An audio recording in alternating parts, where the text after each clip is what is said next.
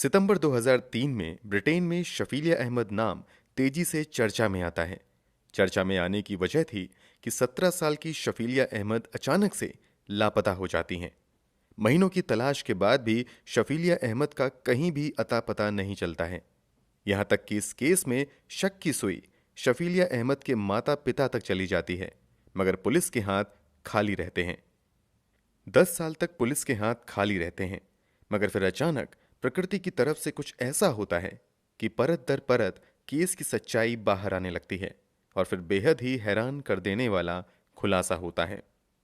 तो आखिर क्या है शफीलिया अहमद के गायब होने की पूरी कहानी? पुलिस जांच में क्या कुछ सामने आया और आखिर इस केस का खुलासा कैसे हुआ?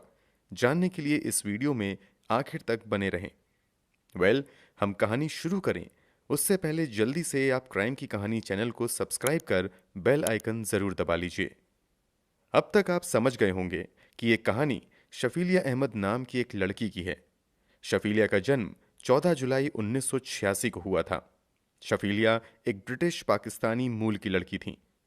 शफीलिया अहमद के पिता इफ्तिकार अहमद मूल रूप से पाकिस्तान के गुजरात जिले के उत्तम गांव के रहने वाले थे। लगभग 20 से 22 साल की उम्र में इफ्तिकार रोजगार की तलाश में ब्रिटेन चले आते हैं। यहीं रहते हुए काम करने के दौरान ही इफ्तिकार को विदेशी मूल की एक लड़की से प्यार होता है और वो उसी से शादी कर लेते हैं। बहुत जल्द इफ्तिकार एक बच्चे का पिता भी बन जाता है, मगर जब वो वापस पाकिस्तान जाता है और अपनी शादी के बारे में घर वालों को बताता है तो घर वाले इस शादी को मानने से इनकार कर देते हैं। फिर इफ्तिकार के घर वाले इफ्तिकार पर पाकिस्तानी लड़की से दूसरी शादी करने का भारी दबाव बनाते हैं। घर वालों की जिद के आगे इफ्तिकार झुक जाता है और उसकी शादी फरजाना अहमद नाम की एक पाकिस्तानी लड़की से कर देते हैं। शादी के बाद इफ्तिकार वापस ब्रिटेन जाता है और वहां अपनी पहली पत्नी को सच्चाई बताने के बाद उसे तलाक दे देता है। फिर कुछ समय बाद इफ्तिकार अपनी दूसरी पत्नी फरजाना को भी पाकिस्तान से अपने साथ ब्रिटेन लेकर चला आता है। ब्रिटेन आने के बाद इफ्तिकार अपनी पत्नी के साथ ब्रैडफोर्ड वेस्ट यॉर्कशायर में रहने लगता है। यहीं रहते हुए 14 जुलाई 1986 को शफीलिया अहमद का जन्म होता है। शफीलिया की जन्म के बाद ये दोनों पुरानी जगह को छोड़कर वेरिंगटन में रहने चले आते हैं। यहां से शफीलिया अहमद की पढ़ाई लिखाई शुरू होती है। इस बीच इफ्तिकार का परिवार भी बड़ा होता है और घर में दो और बेटियों का जन्म होता है। वैसे तो ये परिवार ब्रिटेन में ही रहता है, मगर छुट्टी के दिनों में अक्सर इफ्तिकार अपने सभी बच्चों और पत्नी को लेकर पाकिस्तान अपने घर आता था। बात 2003 की है।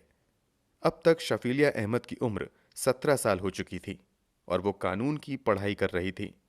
इसका सपना वकील बनने का था। जब शफीलिया और दूसरे बच्चों की छुट्टी होती है तो 18 फरवरी 2003 को शफीलिया अपने परिवार वालों के साथ पाकिस्तान वापस आती हैं। पाकिस्तान ट्रिप के दौरान ये परिवार एक पारिवारिक शादी समारोह में भी शामिल होता है। इस शादी के कुछ ही दिनों बाद शफीलिया अहमद के साथ एक बड़ा हादसा होता है। दरअसल वो गलती से फिनाइल पी लेती हैं। इस कारण उसका गला पूरी तरीके से जल जाता है। शुरू में कहा जाता है कि शफीलिया अहमद पर उसके माता पिता ने एक पाकिस्तानी लड़के से शादी करने का दबाव बनाया था। इसी कारण जान देने के लिए शफीलिया ने फिनाइल पी ली। मगर बाद में माता पिता दावा करते हैं कि दरअसल जिस बोतल में अमूमन पानी रखा होता था, उसी एक पुरानी बोतल में घर की साफ सफाई के लिए किसी ने फिनाइल रख दी थी। रात के अंधेरे में शफीलिया को समझ नहीं आता है कि वो फिनाइल है और वो पानी समझकर उसे पी लेती है। इस गलती की वजह से शफीलिया अहमद को बहुत तकलीफ उठानी पड़ती है। उसे पाकिस्तान में ही एक अस्पताल में भर्ती करवाया जाता है। क्योंकि शफीलिया अहमद की इंजरी बहुत ज़्यादा थी, इसलिए उसे लंबे समय तक अस्पताल में रहना पड़ता है। इस बीच परिवार के दूसरे सदस्यों की छुट्टी खत्म हो जाती है और वापसी का दिन करीब आ जाता है। इस कारण इफ्तिकार अपने दो बच्चों और पत्नी को लेकर वापस ब्रिटेन चले आते हैं, जबकि शफीलिया अहमद इलाज के लिए पाकिस्तान में ही रुकी रहती हैं। हालांकि कुछ ही दिनों बाद इफ्तिकार शफीलिया अहमद की भी वापसी का इंतजाम करता है और फिर 27 मई 2003 को शफीलिया वापस ब्रिटेन आ जाती है। यहाँ एयरपोर्ट से ही एम्बुलेंस के जरिए शफीलिया को सीधे इलाज के लिए एक अस्पताल में एडमिट करवा दिया जाता है। कई महीनों के इलाज के बाद शफीलिया अहमद का गला काफ़ी हद तक ठीक हो जाता है और फिर से वो कॉलेज ज्वाइन कर लेती हैं। पढ़ाई के साथ साथ पार्ट टाइम जॉब भी शुरू कर देती हैं। यहां तक शफीलिया अहमद को कोई जानता भी नहीं था। मगर 18 सितंबर 2003 को शफीलिया अहमद के एक कॉलेज टीचर नोटिस करते हैं कि पिछले एक हफ्ते से शफीलिया अहमद कॉलेज नहीं आ रही हैं। शफीलिया अहमद को फ़ोन करने की भी कोशिश की जाती है, मगर उससे कांटेक्ट नहीं हो पाता है। इस बारे में जब शफीलिया के माता पिता से पूछा जाता है, तो वो लोग भी बताते हैं कि शफीलिया अहमद पिछले एक हफ्ते से घर नहीं आई हैं। बेटी एक हफ्ते से घर से गायब है और इस बारे में माता पिता ने अब तक पुलिस में कंप्लेंट दर्ज नहीं करवाई थी। इस कारण शफीलिया के टीचर को सब कुछ नॉर्मल नहीं लगता है और वो तुरंत पुलिस को इस बात की जानकारी दे देते हैं। मामला दर्ज करते ही पुलिस की एक टीम जांच पड़ताल के लिए शफीलिया के घर आती है और माता पिता से ही पूछताछ की शुरुआत होती है। शफीलिया अहमद के माता पिता बताते हैं कि 11 सितंबर 2003 को आखिरी बार उन्होंने शफीलिया अहमद को अपने घर देखा था। उसके बाद से वो नजर नहीं आई है। इस पर पुलिस वाले कहते हैं कि जब आपकी बेटी एक हफ्ते से गायब है, तो आपने अब तक पुलिस में शिकायत दर्ज क्यों नहीं करवाई। इस पर शफीलिया अहमद के माता पिता जवाब देते हैं कि ऐसा पहली बार नहीं है जब शफीलिया अहमद घर से गायब हुई है, बल्कि ऐसा पहले भी कई बार उसके साथ हो चुका है। इस बात की पुष्टि के लिए जब पुलिस रिकॉर्ड की जांच करती है, तो पता चलता है कि वास्तव में पहले भी शफीलिया कई बार घर से गायब हो चुकी हैं। पहली बार तो जब शफीलिया अहमद की उम्र महज 12 साल थी, तभी वो 10 मार्च 1998 को अपनी छोटी बहन के साथ घर से गायब हो गई थी। शफीलिया के माता पिता ने दोनों बहनों की मिसिंग रिपोर्ट भी तब पुलिस में दर्ज करवाई थी। हालांकि तब शफीलिया शाम होते होते घर वापस आ गई थी। रिकॉर्ड्स के मुताबिक दूसरी बार शफीलिया अहमद 25 नवंबर 2002 को घर से भाग गई थीं। तब भी इफ्तिकार अहमद अपनी बेटी की मिसिंग रिपोर्ट दर्ज करवाते हैं। काफी खोजबीन के बाद पुलिस को शफीलिया अहमद एक पार्क में बैठी हुई मिलती हैं। पुलिस रिकॉर्ड्स के मुताबिक तीसरी बार शफीलिया अहमद 3 फरवरी 2003 को अपने एक दोस्त के साथ घर छोड़कर भागी थी। इस बार शफीलिया अहमद 2 दिनों तक घर वापस नहीं आती हैं और फिर 5 फरवरी 2003 को शफीलिया अहमद अनाथ लोगों के लिए बनाए गए सेफ हाउस में चली जाती हैं। वहां जाकर अपने माता पिता के खिलाफ घरेलू हिंसा और मानसिक उत्पीड़न की रिपोर्ट दर्ज करवाती हैं।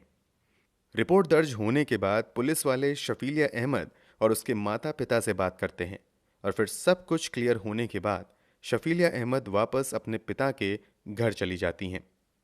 इसी के बाद 18 फरवरी 2003 को शफीलिया अहमद अपने 2 बहनों और माता पिता के साथ फैमिली फंक्शन के लिए पाकिस्तान जाती हैं और वहां से वापस आने के कुछ ही दिनों बाद गायब हो जाती हैं।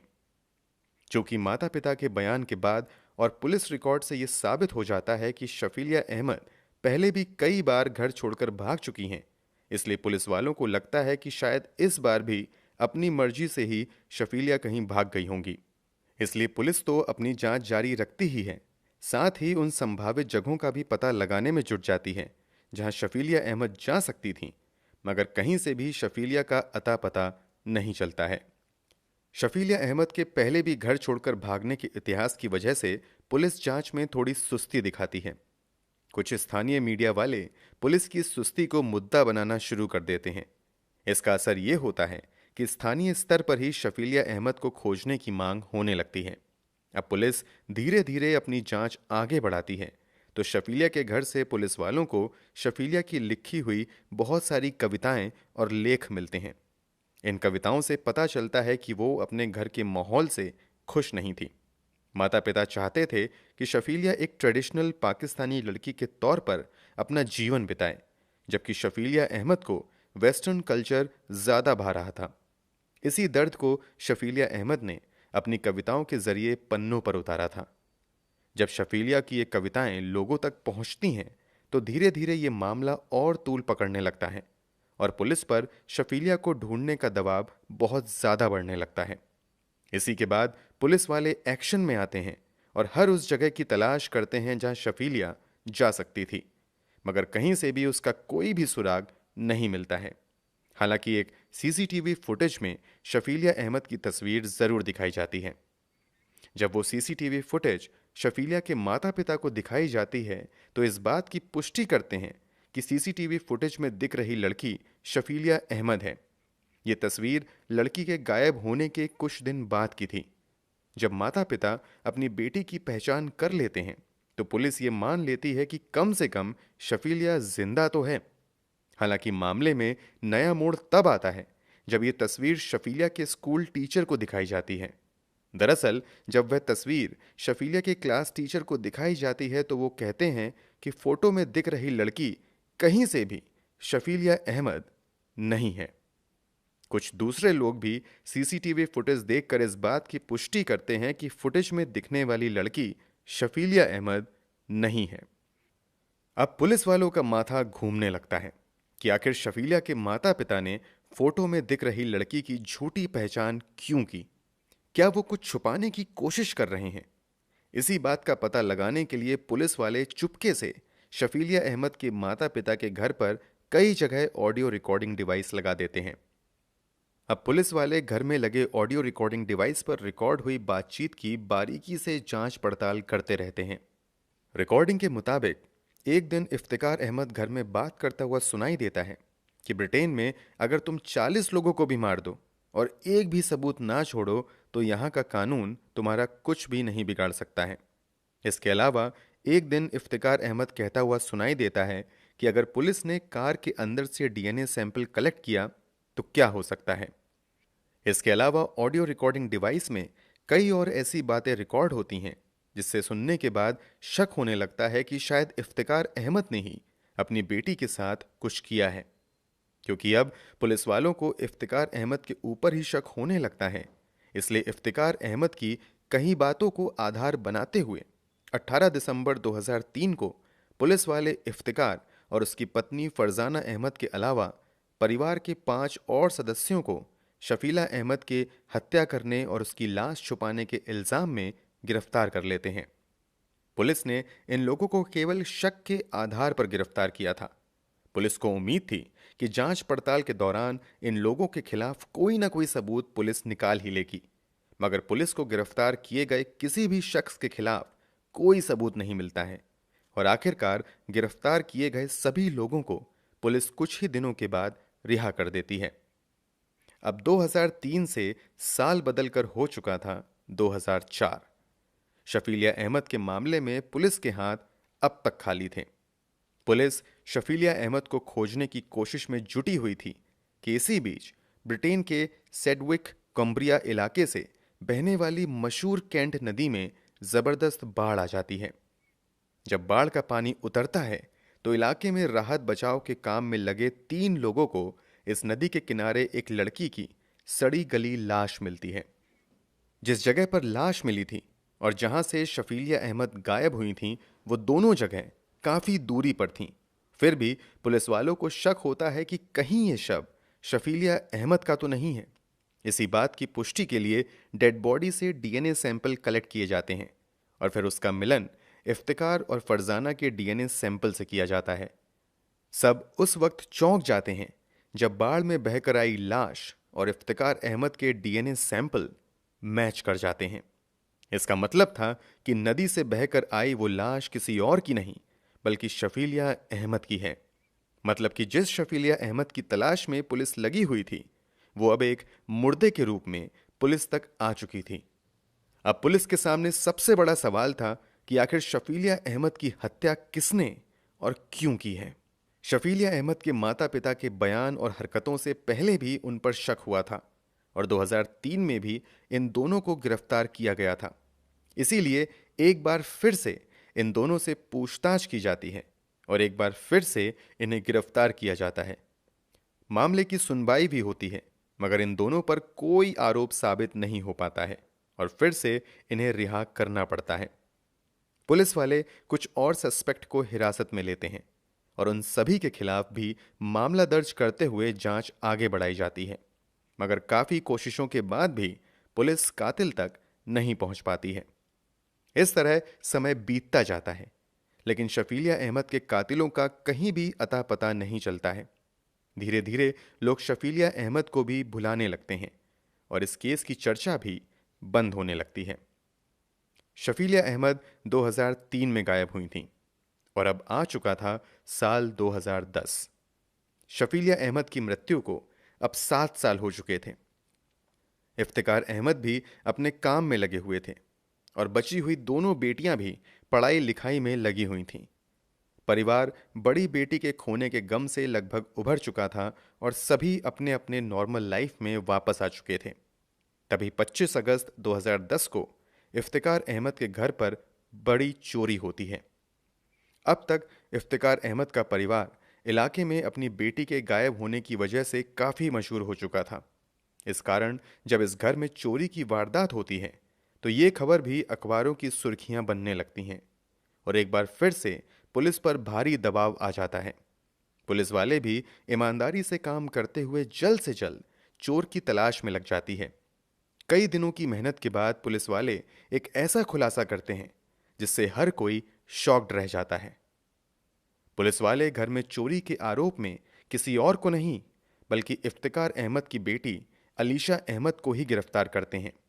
अलीशा शफीलिया की छोटी बहन थी। अलीशा के मुताबिक घर से उसे उतने पैसे नहीं मिलते थे जितने पैसे वो मांगती थी। इसी कारण उसने अपने पिता के घर पर चोरी करवाई। पुलिस ने चोरी वाले केस को बहुत जल्दी सॉल्व कर लिया था, मगर पुलिस वालों को यहां एक मौका नजर आता है और अब वो एक बार फिर से कई साल पहले गायब हुई शफीलिया वाली फाइल को खोलते हैं और अलीशा से उसकी बहन शफीलिया के बारे में बातचीत करना शुरू करते हैं। शुरुआती बातचीत में ही पुलिस वालों को लगता है कि अलीशा शफीलिया के गायब होने के बारे में कुछ ऐसा जानती है जिससे दुनिया अब तक बेखबर है। पुलिस वाले अलीशा से शफीलिया अहमद के बारे में बताने की जिद करते हैं, मगर अलीशा बिल्कुल खामोश रहती है। फिर यहां पुलिस वाले अलीशा को कहते हैं कि तुमने अपने ही घर में चोरी करवाई है, इसके लिए तुम्हें लंबी जेल हो सकती है, लेकिन अगर तुम शफीलिया के बारे में कुछ ऐसा बताओ जो अब तक कोई नहीं जानता है तो तुम्हारी सजा काफी कम हो सकती है। इसके बाद अलीशा जो खुलासा करती है उसे सुनकर हर किसी के पैरों तले जमीन खिसक जाती है। अलीशा बताती है कि उसकी बहन शफीलिया अहमद को किसी और ने नहीं बल्कि उसके पिता इफ्तिकार और मां फरजाना अहमद ने हम सभी बहनों के सामने मारा था और फिर उसकी लाश को अपनी कार में रखकर दूर जंगल में फेंक दिया था, मगर बाढ़ की वजह से लाश बहकर जंगल से नदी किनारे आ गई थी। अलीशा के मुताबिक इफ्तिकार और फरजाना को अपनी बेटी का मॉडर्न लाइफस्टाइल बिल्कुल भी पसंद नहीं था। इसके अलावा शफीलिया किसी लड़के से प्यार भी करने लगी थी। ये बात भी इफ्तिकार और फरजाना को पसंद नहीं आती है और इसी बात के लिए ये दोनों रोज रोज शफीलिया अहमद को टोकते रहते हैं। इसके अलावा जब शफीलिया अहमद की एक लड़के से दोस्ती की बात सामने आती है तो इफ्तिकार और फरजाना अब जल्द से जल्द शफीलिया की शादी अपने पसंद के लड़के से करवाने की कोशिश में लग जाते हैं।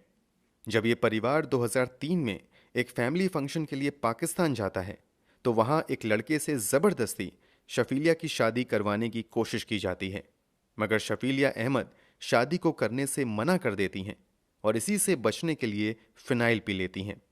इस कारण उसकी तबीयत खराब हो जाती है और उसकी शादी टल जाती है। जब शफीलिया वापस ब्रिटेन आती हैं तो यहाँ भी उसके परिवार वाले अपनी पसंद के लड़के से शादी करवाने की जिद करने लगते हैं। जब शफीलिया इस शादी के लिए मना करती है तो उसके पिता को गुस्सा आता है और वो पहले तो शफीलिया को गुस्से से मारते हैं और फिर पॉलिथीन बैग में उसका मुंह ढक देते हैं। इस कारण दम घुटने की वजह से शफीलिया अहमद की मौत हो जाती है। इस खुलासे के तुरंत बाद अलीशा शफीलिया अहमद वाले मामले में सरकारी गवाह बन जाती हैं। बदले में उसे चोरी वाले मामले में कम से कम सजा का भरोसा दिलवाया जाता है। अलीशा के बयान के आधार पर ही 2 सितंबर 2010 को फरजाना और इफ्तिकार को गिरफ्तार कर लिया जाता है और इन दोनों के खिलाफ अपनी ही बेटी की हत्या का केस चलता है। गिरफ्तारी के कुछ महीनों तक ये दोनों जेल में रहते हैं, लेकिन लगभग 1 साल बाद 15 सितंबर 2011 को इन दोनों को मैनचेस्टर क्राउन कोर्ट से बेल मिल जाती है। आगे की जांच में पुलिस वाले कुछ अहम सबूत इकट्ठा करके लाते हैं और फिर उन सबूतों के आधार पर 21 मई 2012 से इस केस की सुनवाई चेस्टर क्राउन कोर्ट में शुरू होती है। पहले तो फरजाना और इफ्तिकार दोनों ही अपनी बेटी की हत्या से इनकार करते रहते हैं, मगर जब फरजाना को लगने लगता है कि अपनी ही बेटी की हत्या के मामले में ये फंसने वाली है, तो 9 जुलाई 2012 को फरजाना कोर्ट में फाइनली एक्सेप्ट कर लेती है कि शफीलिया अहमद की हत्या किसी और ने नहीं बल्कि इफ्तिकार अहमद ने ही की है। अपने बयान में फरजाना ये भी बताती है कि उसने इफ्तिकार अहमद को रोकने की कोशिश भी की थी, मगर उल्टे इफ्तिकार अहमद ने फरजाना को भी मारा पीटा और धमकी दी कि अगर तुम में से किसी ने भी इस बारे में किसी को भी बताया तो उसका भी हाल शफीलिया जैसा ही होगा। अब इफ्तिकार अहमद के खिलाफ 2 गवाह हो चुके थे। इसके अलावा पुलिस वाले भी जो सबूत इकट्ठा करते हैं वो भी इशारा करते हैं कि इफ्तिकार अहमद ने ही शफीलिया अहमद की हत्या की थी। फिर उसकी लाश को बहुत दूर जंगल में फेंक दिया, मगर इत्तेफाक से उस इलाके में बाढ़ आ गई और बाढ़ के पानी के साथ शफीलिया की लाश बहते हुए खुद ही नदी के किनारे पहुंच गई। फाइनली लंबी सुनवाई के बाद अगस्त 2012 में फरजाना और इफ्तिकार को अपनी ही बेटी की हत्या और हत्या के बाद लाश गायब करने का दोषी पाया जाता है और इन दोनों को 25-25 साल की सजा सुनाई जाती है।